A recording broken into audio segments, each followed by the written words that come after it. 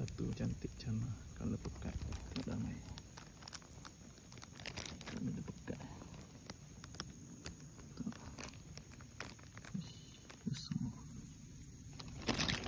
Dengan dapat pelaga satu. Dan ni kita bawa balik lah. Jantan. Cantik. Kena pekat. Yes, lagi seekor. Oh, sama besar lah. Sama besar lah dalam. Pun sirit dia cantik lah. Tengok dalam air. Tengok dalam air. Okey, jantan. Ui, pekat ini. Dalam. Dan melepas licin badan dia. Oh, ini kalau pekat lah. Beza dengan yang tu. Lagi pekat ni colour dia. Oh.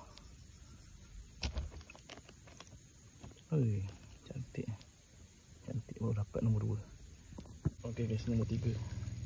Yang paling cantik. Tengok.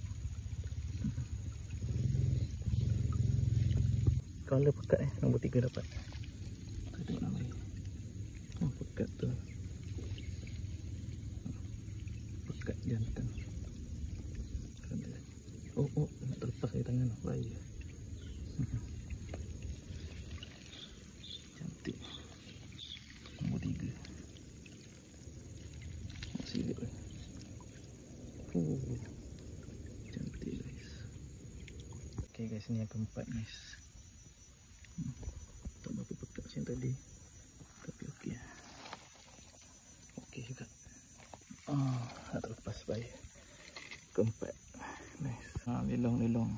Kalau pekat-pekat guys. Pekat-pekat kalau dia nampak. Pekat semua jantan. Semua jantan guys. Pekat ni masuk dalam aquarium lagi cantik. Okay, berminat PM. Okay guys, silap. Bukan 5 tapi 6 ekor. 6 ekor semua sekarang ni. Termasuk ikan pelaga puknak, pelaga gajah. Sebab ada orang tempah aku. So ni yang betina.